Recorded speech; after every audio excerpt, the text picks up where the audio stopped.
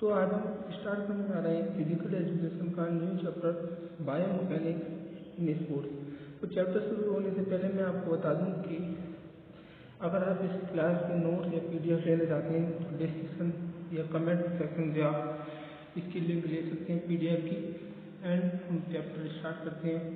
अगर चैप्टर अच्छा लगे तो वीडियो को लाइक करें एंड सब्सक्राइब करें चैनल को, एंड ज़्यादा से ज़्यादा अपने फ्रेंड के साथ शेयर करें। तो चैप्टर स्टार्ट होते हैं हम। बायोमैकेनिक्स, मैकेनिक्स का क्या मीनिंग होती है? Mechanics is the science of movement of a living body. क्या है? Biomechanics is the science of movement of living body including how muscles, bones, tendons and ligaments work together produce movement. Biomechanics क्या है? तो एक study है bones, muscles, tendon, ligament की जो एक साथ प्रोड्यूस करते हैं movement. Biomechanics is a combination of two word, bio and mechanics. Bio means something partating to living beings of life, whereas mechanics means in the branch of physics which study movement of motion of object or body with the help of mechanical principles। जो bio है मतलब living something, and mechanics एक physics की branch है जिसका meaning होता है motion. Thus when the study of mechanics is limited living structure of their function, specifically human body, is called biomechanics। Biomechanics में न्यूटन के लॉ आती हैं। तो न्यूटन का फर्स्ट लॉ क्या है? बायोमैकेनिक्स में फर्स्ट लॉ ऑफ मोशन क्या कहता है? According to Newton first law of motion, the body at rest will continue be at rest. The body in motion is continue to be in motion at the arm speed and in the same action unless any external force is applied on it in order to change its state। यानी कि Newton का first law कहता है if any body is at rest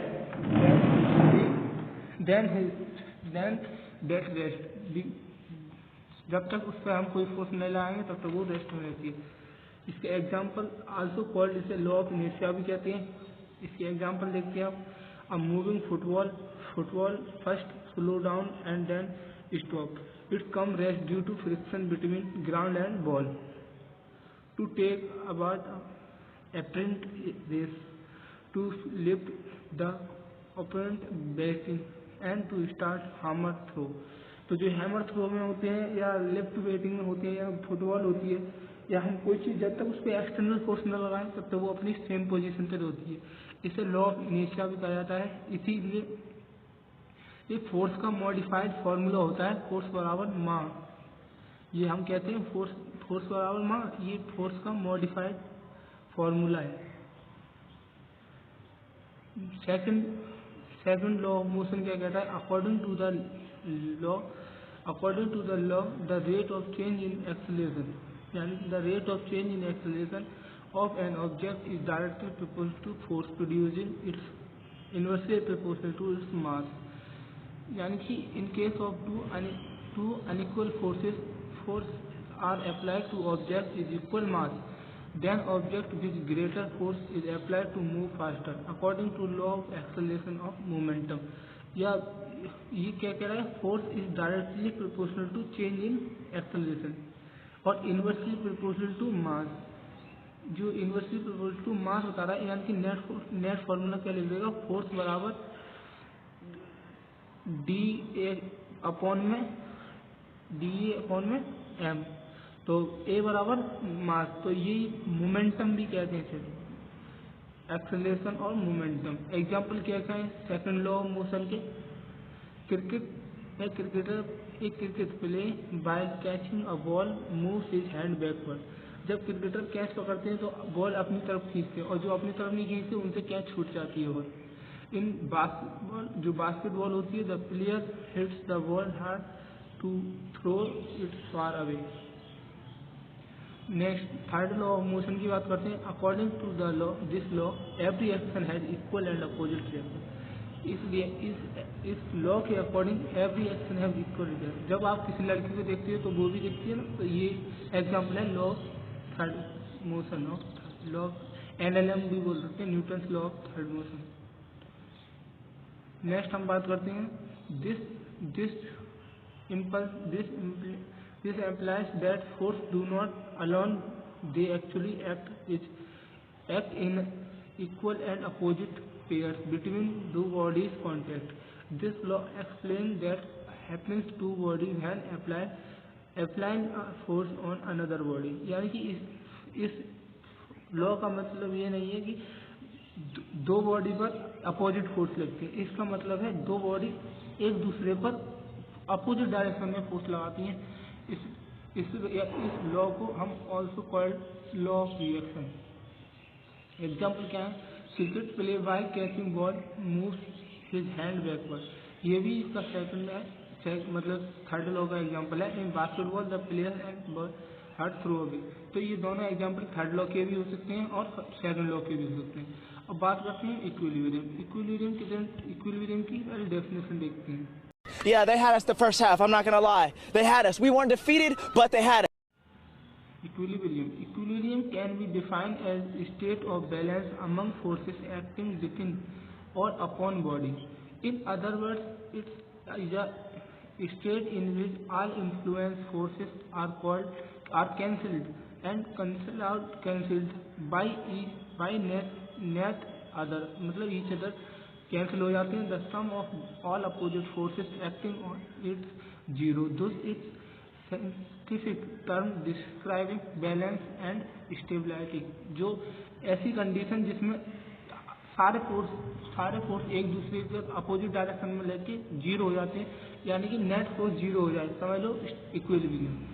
type of equilibrium कितने type के होते हैं? Static equilibrium पढ़ते हैं first. It is a balance of the body during its rest objects that are not accelerating or moving. Static stability mainly depend upon the enlarged base of support, the lower center of gravity, direction of an acting forces of a body weight।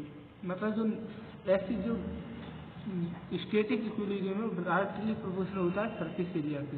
मतलब जितनी surface area ज़्यादा होगी किसी चीज़ पर, उसकी उतनी मतलब जो फोर्स होगा उसका सेंटर ऑफ मास होगा बीच में होगा, वो इक्विलिब्रियम में। Stability in sports situation is quite unlike the stability of solid object. For example breathless position stand of batsman जो क्रिकेट में होते हैं, शूटिंग आर्चर्स इत्यादि। जो बेस्ट पोजीशन होती है उसे भी हम स्टैटिक पोजीशन कहते हैं। एंड नेक्स्ट है centre of gravity. Centre of gravity क्या है? It's is a balance point of the body, the point where the weight of the body act, the point where all forces acting on the body equal zero. मतलब जहाँ पर body पर लगने वाले force सारे zero हो जाते हैं, उसे हम बोलते हैं ग्रेविटी। क्या? Gravity cause of centre of gravity. उस पॉइंट को क्या बोलेंगे? Centre of gravity. नेक्स्ट है linear force must be balance. इस जो सेंटर ऑफ ग्रेविटी है इससे लीनियर फोर्स जरूरी है कि बैलेंस हो रहा हो। Torque must be balance and linear gravity. It is imaginary vertical line. जो लाइन ऑफ ग्रेविटी होती है, it is a imaginary and vertical line which pass through the centre of body. जो सेंटर ऑफ बॉडी से जाती है, the location of the line of gravity will depend upon their location of their gravity which change according to their body position। यानी कि अगर body की position ये है और इसकी ग्रेविटी यहाँ पर है, तो हमारी जो ग्रेविटी लाइन होगी वो कैसी होगी? ये नहीं। अगर हम बॉडी को ऐसे कर दें तो इसकी ग्रेविटी कहाँ होगी? यहाँ। अगर हम बॉडी की शेप ऐसे कर दें तो इसकी सेंटर ऑफ ग्रेविटी कहाँ पर होगी? यहाँ कहीं पर। तो जो सेंटर ऑफ ग्रेविटी है वो बॉडी के बाहर भी हो सकती है, अंदर भी हो सकती है बॉडी से। तो इसे बोलते हैं कि ये शेप पर डिपेंड करती है, ग्रेविटी शेप पर डिपेंड करती है। नेक्स्ट हम बोलते हैं dynamic equilibrium. Dynamic equilibrium it is a balance of body during movement of action. if it frequently happens that the line of gravity will and alternate जो athlete will fall outside the base of their support for a movement जो movement होते हैं इसकी for example in sprint start the body weight of well edged of the supporting foot but before the body can fall forward the other foot moves ahead and experiencing support and passing through repetition itself यानी कि other example of this express on balancing beam जो beam की condition होती है वो भी कहती है dynamic equilibrium law of drivel in basketball and all kind of sports movement जो हर एक में लगती है डायनामिक यानी कि चलते समय जो ऐसे कोई चीज चल रही है या घड़ी टिक टिक टिक टिक करती रहती है उसका जो उसे बोलते हैं उसको डायनामिक इक्विलिब्रियम बोलते हैं application of centre of gravity क्या है देखते हैं हम application of centre of gravity mean the centre of gravity mass according to athletes जो एथलीट्स होते हैं body position for example the centre of gravity is lower in front of athletes body by he or she is running then lower body is advantageous of for acceleration मतलब जब भी कोई athlete होता है उस ऐसे खड़ा होता है तो उसकी सेंटर ऑफ ग्रेविटी यहाँ होती है जब भी वो रनिंग करता है फास्ट दौड़ता है तो उसकी सेंटर ऑफ ग्रेविटी चेंज हो जाती है नेक्स्ट क्या है law of centre of gravity also happens increase stability because it's need to be limits higher before moves outside of their base of their support. This becomes very useful in combined support such as sumo breathing. It is also used by in kabaddi basketball तो ये जो है centre of gravity kabaddi basketball में भी use होती है next हम बात करते हैं lowering the centre of gravity increase the balance of stability in sports this is why you can change direction faster by bending your leg and getting lower the ground. It increases your stability, allow you to adjust your greatest force by leg. मतलब हम leg से किसी की जो gravity उसे change कर सकते हैं मतलब अगर एक पे ऐसे खड़े हैं हम तो पैर यहाँ पर है तो सेंटर ऑफ ग्रेविटी यहाँ पर होगी लेकिन अगर नेक्स्ट टाइम हम ऐसे पैर कर दें तो हमारी सेंटर ऑफ ग्रेविटी चेंज हो जाएगी नेक्स्ट हम बात करते हैं फ्रिक्शन की फ्रिक्शन क्या कहता है देखते हैं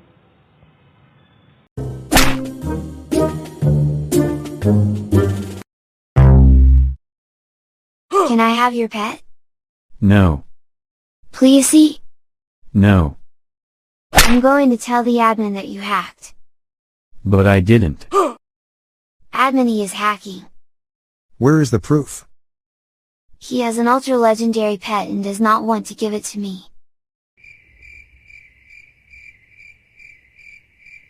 कहता है the force acting along the surface जो force along surface के contact which oppose the motion of their body force over the other is called force of friction. It is important in sports जो हमारा friction है वो sports में important है the larger the area of contact between the surface of greater the force of friction when both the surface are smooth the forces of friction reduce almost zero हो जाता है मगर मतलब when the both surface are smooth अगर दोनों surface smooth हैं तो friction zero हो जाता है generally there are two cause of friction के टू कॉज होते हैं कौन कौन से द रोजिनेस और मतलब the roughness and irregularness of surface the strong atomic और molecular force of attraction between the two surface at the point of actual contact जो हमारा पॉइंट ऑफ कॉन्टैक्ट होता है उस पर जो हमारा एक्चुअल फोर्स लगता है वो एक दूसरे पर अपोजिट डायरेक्शन में कॉन्टैक्ट में लगता है अब बात करते हैं टाइप ऑफ फ्रिक्शन फ्रिक्शन क्या है स्टैटिक फ्रिक्शन फ्रिक्शन हमने देख लिया फ्रिक्शन क्या है जो दो बॉडी के बीच में लगता है अब टाइप ऑफ फ्रिक्शन में हम पढ़ते हैं first static friction static friction is when a force is applied to an object but does not cause it to move example pushing a ball static friction comes into play when a body is forced to move along the surface and movement does not start मतलब static friction ऐसा है जब किसी चीज़ में हम pushing या movement कराते हैं वो स्टार्ट ना हो। The magnitude of static friction remains equal to applied external force and direction of motion. जो मोशन की डायरेक्शन होती है उसमें लगता है friction. The magnitude of static friction depend upon the coefficient of static friction and N. N क्या है? Normal reaction of body. जो हमारी स्टैटिक फ्रिक्शन है वो डायरेक्टली प्रोपोर्शनल होता है म्यू के। जो म्यू के होता है वो कोफिशिएंट ऑफ रेस्टिट्यूशन। नेक्स्ट हम बात करते हैं डायनेमिक फ्रिक्शन कैसे? डायनेमिक भी दो टाइप होता है, या तो स्लाइडिंग या रोलिंग। रोलिंग में क्या होता है? ऐसे करके चलना, और जो स्लाइडिंग में होता है किसी बॉक्स को ऐसे करके धक्का मारना यहाँ से तो यहाँ पहुँच के फिर ऐसे यूज लगता है, उससे बोलते हैं स्लाइडिंग। और जो रोल करते हुए चले उससे बोलते हैं rolling. Sliding friction is the divergent force that comes into action as the body slides over the friction of their body. For example, for instance, ice skating and in pail, violent planting of pail. Next हम बात करते हैं rolling friction. तो rolling friction के बारे में बता दिए, जो ऐसे चलती वस्तु पर लगता है उसे रोलिंग फ्रिक्शन। रोलिंग फ्रिक्शन के occur when an object roll over another something with wheels. जो व्हील्स होती है circular like ball. For example, rounding off motorcycle, rolling of friction force is force that slow down motion of rolling. जैसे ball हमारी चलती है, ball में जो friction लगता है वो कौन सा लगता है? Rolling friction. इसी वजह से हमारी बॉल क्या हो जाती है? धीमी हो जाती है। नेक्स्ट हम बात करते हैं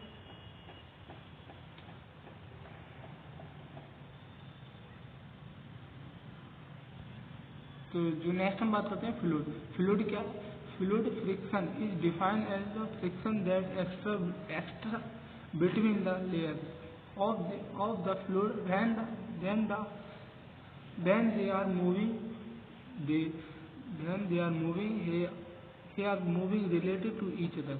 For example, a person swimming in water, a plane flying through the air. Next हम बात करते हैं प्रोजेक्टाइल स्पोर्ट्स। जो प्रोजेक्टाइल इन स्पोर्ट्स में क्या होती है? प्रोजेक्टाइल का क्या काम है देखते हैं हम।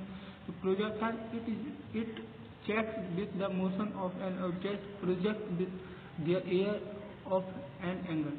An object thrown into the space straight horizontally or oblique angle under the action of gravity is termed as projectile. तो प्रोजेक्टाइल क्या है? एक ऐसी कंडीशन है जिसमें ग्रेविटी और जो हम जिस डायरेक्शन में जो ऑब्जेक्ट थ्रो करते हैं उन दोनों के बीच का एंगल क्या हो जाए? 45 या बेस मतलब 45 हो जाए या रेंज मैक्सिमम हो, उसे बोलते हैं प्रोजेक्टाइल मोशन।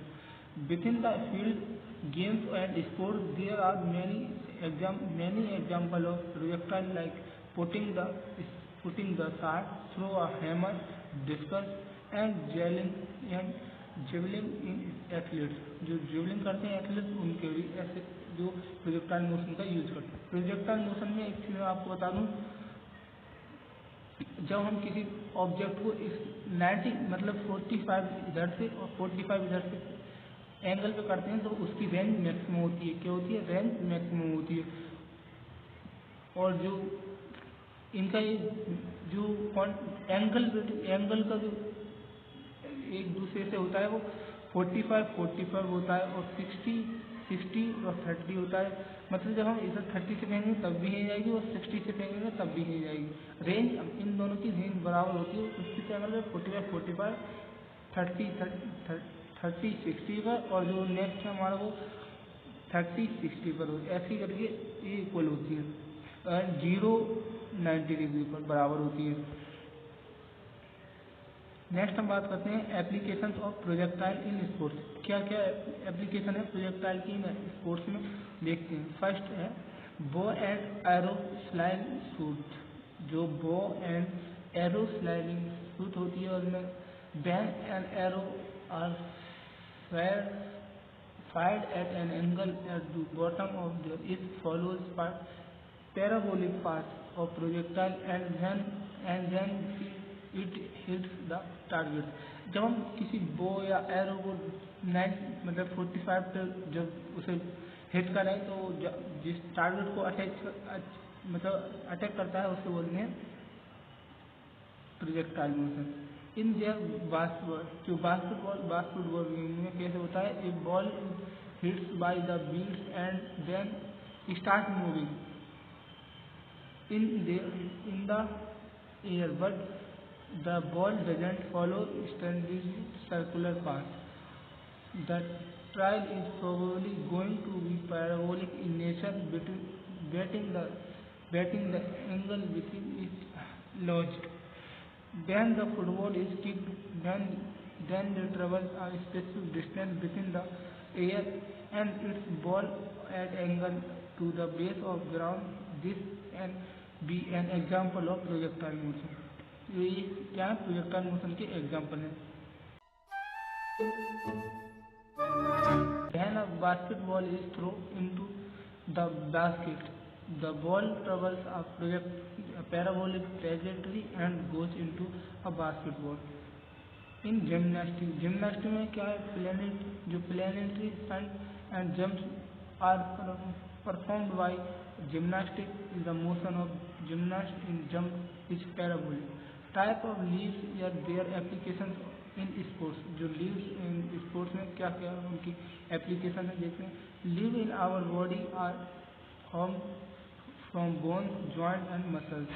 A lever, जो लीवर होता है उस lever consist of these following. किस किस से मिलकर बना होता है? A rigid structure of bone. A rigid structure of bone. A force is acting upon muscles to produce a turning movement, angular motion. जो फ्लुक्रम which is fixed point of joint. जो फ्लुक्रम होता है वो ज्वाइंट से मिलकर बना होता है।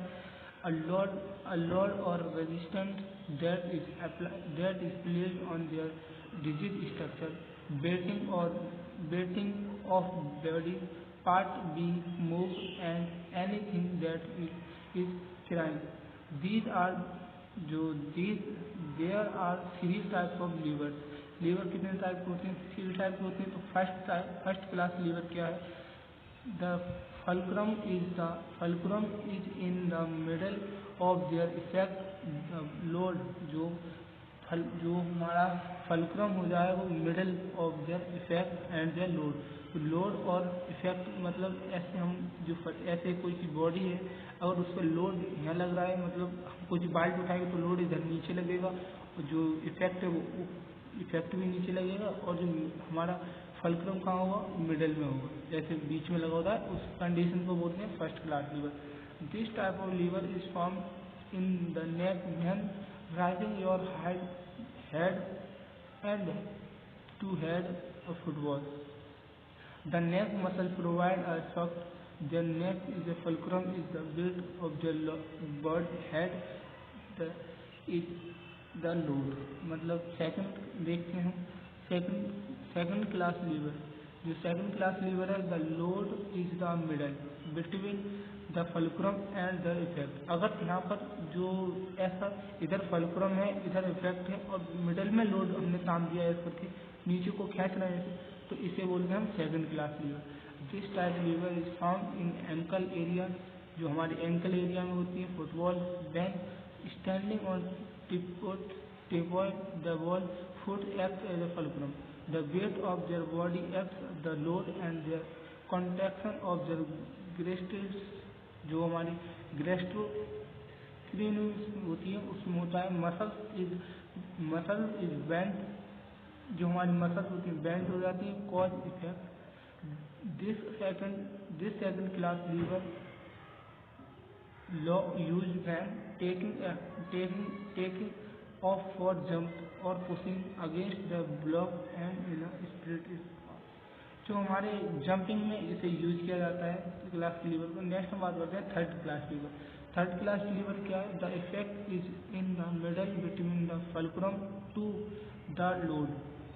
जो हमारा इफेक्ट होता है वो middle between fulcrum and load की, जो हमारा ऐसा होता है, इफेक्ट हमारा मिडल में लग रहा है, किस किस के? फल्क्रम इधर है और जो हमारा इफेक्ट लोड है वो इधर है और जो इफेक्ट है वो इधर लग रहा है, effect load fulcrum.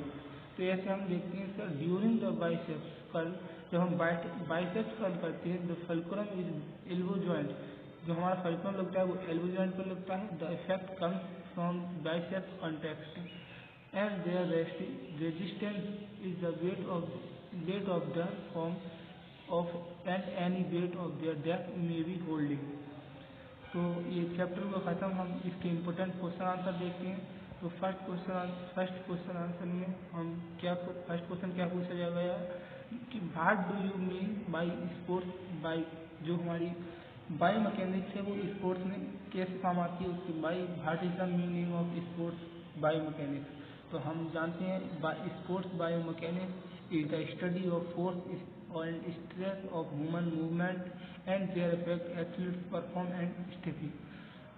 Next question क्या है, what is the power, power क्या है द एंड, तो हम पावर को लिख सकते हैं the rate of during work और using energy is called power. Kicking a football और लिफ्टिंग ऑफ अ वेट, इनमें क्या लगती है पावर। पावर फॉर्मूला क्या होता है, work done upon time taken in to work done, जो करने में जो टाइम लगा उसे। नेक्स्ट डिफाइन कीजिए वर्क, वर्क क्या है, work refer to an acting involving a force and the movement of in the direction of forces. It can also be defined as the work done by a constant force as the product of force and the distance moved in the direction of forces। work done is equal to constant force in multiplied displacement, जो हमारा distance move किया गया है, perpendicular distance cover किया गया है उसके लिए। नेक्स्ट हम बात करते हैं एक्सप्लेन ग्रेविटी। ग्रेविटी क्या है, is the force of attraction exerted by the earth towards its centre of the one body और एन ऑब्जेक्ट। नेक्स्ट क्वेश्चन पूछा गया है डिफाइन ट्रेजेक्ट्री। ट्रेजेक्ट्री क्या है, it flight path followed by a projectile is called trajectory. Example क्या है, throwing a ball into the air. Next question explain one of the most important difference between the mechanical analysis and walking and running. Mechanical analysis करके walking and running में हमारे लिए difference बताना है। तो हम क्या लिखेंगे, in running a time comes when both the feet are off the ground, which is called float phase। While walking one foot is always in contact with ground। जो हमारा रनिंग करते हैं हमारे वो दोनों पैर ग्राउंड पर एक साथ टच होते हैं, बट अगर हम बॉल करते हैं तो हमारा एक पैर जमीन पर रहता है, एक पैर ऊपर रहता है, ग्राउंड से टच होता है, एक पैर ऊपर रहता है। Wanna be my girlfriend? Dude, I'm a guy. What is air resistance, तो हमें बताना है एयर रेजिस्टेंस क्या है। Air resistance is the force which created by the contact between the two surface. जो एयर रेजिस्टेंस है वो टू सरफेस के बिटवीन कांटेक्ट में लगता है। When a projectile moves through the air, the force applied by the air that oppose the motion of the projectile is called air resistance। जो projectile की direction को oppose करें उसे भी एयर रेजिस्टेंस बोलते हैं। नेक्स्ट पूछा गया है डिफाइन वेलोसिटी। वेलोसिटी क्या है, द डिस्प्लेसमेंट कवर्ड बाई, जो हमारा displacement covered by an object पर unit time is called velocity.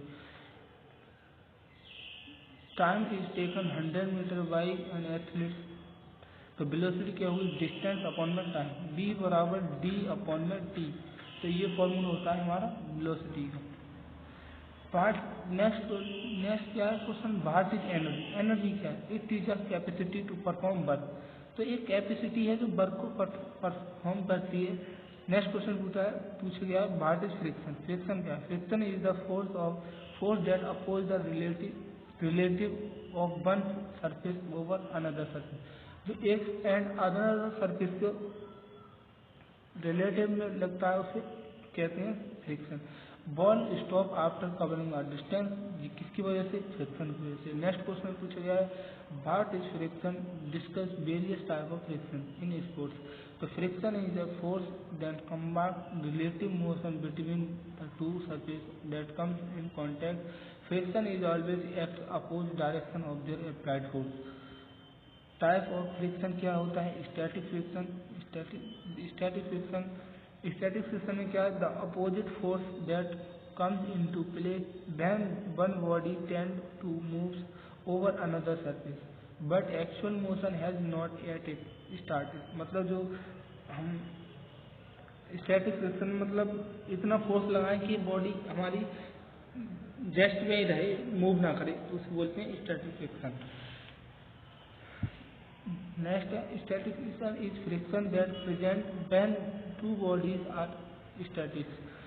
There kind of friction stop from moving an object.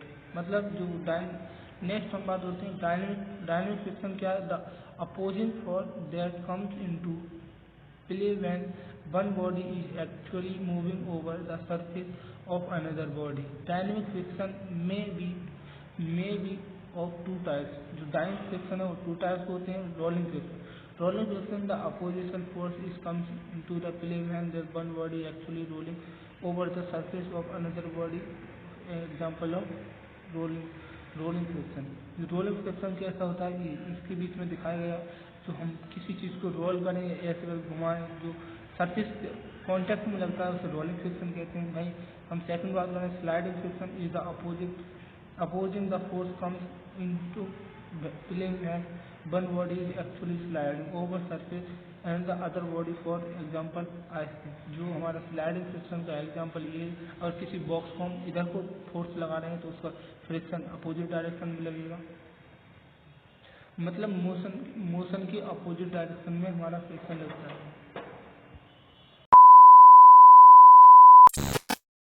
Next question देखते हैं difference between linear and angular motion, या और कैसे आ सकता है? Describe two types of motion in sports.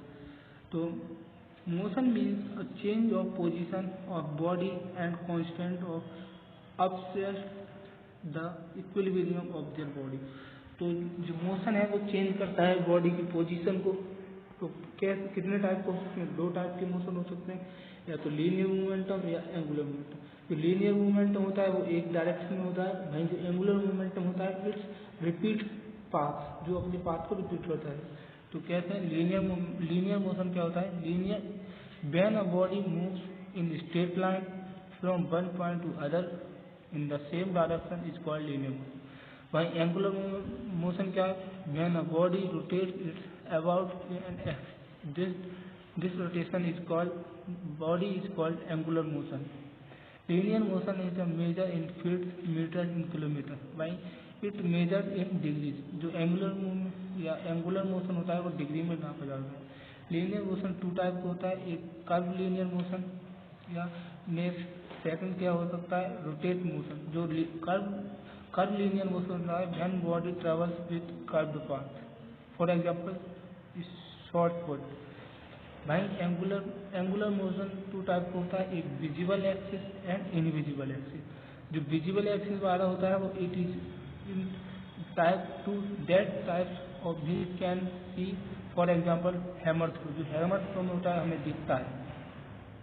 भाई invisible and imaginary axis is that object can not be seen, the axis is centre of their gravity of their body, for example a ball rotates in their axis. जब हम किसी ball को उसकी axis पर घुमाते हैं तो वो इमेजिनरी हमारे लिए एक पॉइंट क्रिएट करके लाता है जो इनविजिबल होता है। नेक्स्ट हम बात करते हैं रोटेटरी। किसका? लीनियर का मोशन है rotatory motion. It is motion in which occurs when the axis of two body fixed causing it moves around the particle point when the force. Example क्या क्या है इसके? While running leg is fixed with hip joint but moves forward with rotation of motion. Next question क्या है? What is energy? Explain about kinetic energy and potential energy. Difference between kinetic and potential energy. तो हम क्या लिखेंगे? The energy is a capacity to do work. जो work करने की capacity है उसे एनर्जी कहते हैं। There are two type of energy, kinetic energy, it is defined as the energy passed by body as result in motion. For example, क्या example हो सकता है, इट्स अ जेवलिन, जो जेवलिन होता है, javelin is a linear motion at its full speed, its kinetic energy will be more when it is slow, its loss of its kinetic energy when it touch the ground, it has no kinetic energy. Kinetic energy also depend upon man or thing. Kinetic energy का formula क्या होता है, half M we square होता है।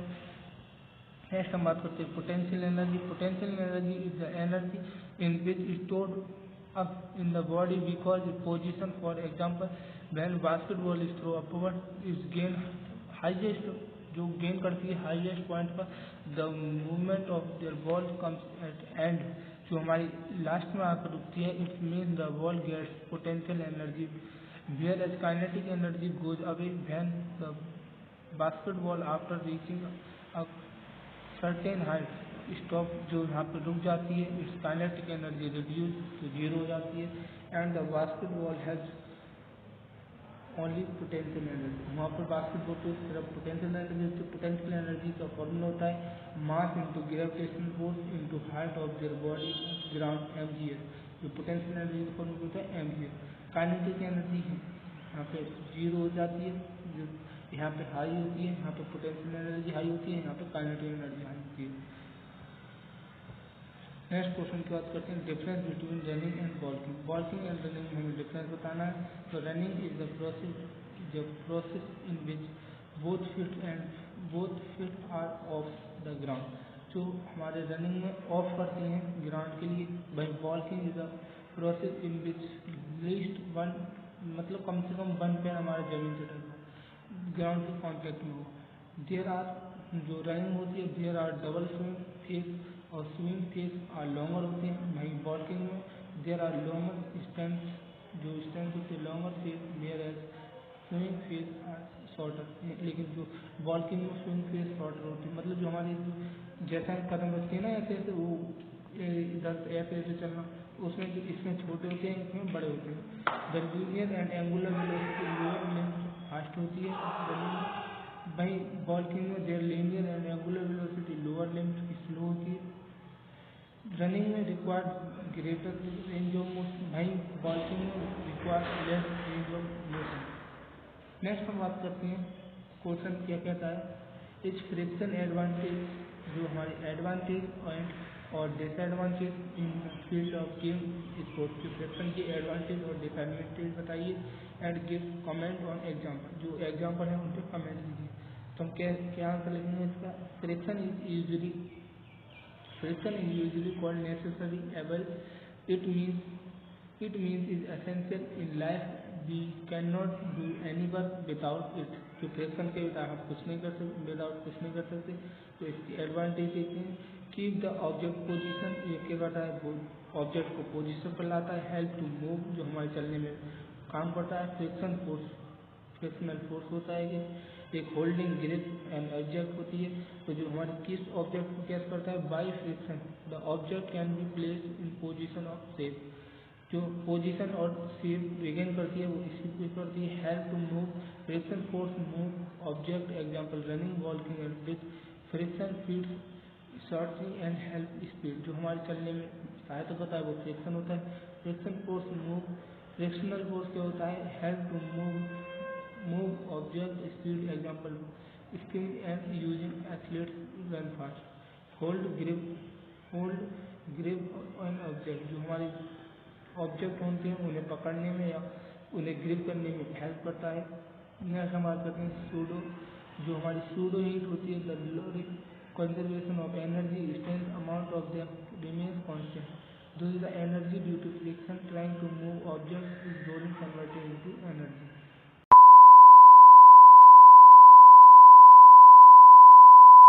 और friction क्या क्या है, बियर, जो wear and tear of object and wastage of energy and slow down of speed, जो wear and tear of object due to friction there is a wear and tear object, lubrication of used to allow parts of move is essential, moreover prevent wear and tear.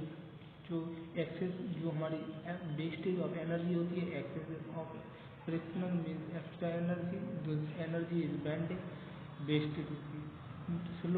Slow down of speed, जो speed को slow down करती है हमारी energy जो frictional होती है। Next हम बात करते, नेक्स्ट क्वेश्चन क्या कहता है, describe the factor affecting the trajectory of a projectile. Answer क्या होगा, factor affecting projectile trajectory are proportionally force जो properly force the propelling force produce certain effect depend upon in the point of direction of application. It is application is directly through the projectile center of gravity.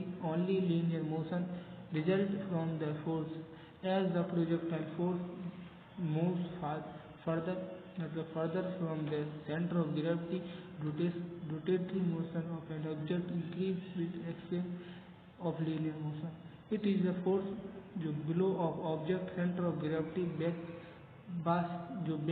spine result forward spine result in when force is above the center of gravity. When the force is off center of lift, clockwise spine result in the when of center of right. जो counter clockwise spine occurs. Force of gravity as soon as contact is broken with a projectile object, for that force of gravity being the domain the upward velocity of their object. Finally, gravity overcomes its effect of their upward components of their projectile motion and their object being described. The faster they determine the how soon gravity will cause the object is described. Weight of mass is object amount of force driving in upward. The effect of air resistance and object जो हमारी effect of air resistance as speed and height. Object increase air resistance has greater retarding effect. There more surface area and object present in direction of movement, the greater will be the effect of air resistance. तो हमारा chapter हुआ ख़त्म। तो thank you. अगर video अच्छी लगी हो तो लाइक करें एंड चैनल को सब्सक्राइब करें एंड ज़्यादा से ज़्यादा अपने फ्रेंड्स के साथ शेयर करें।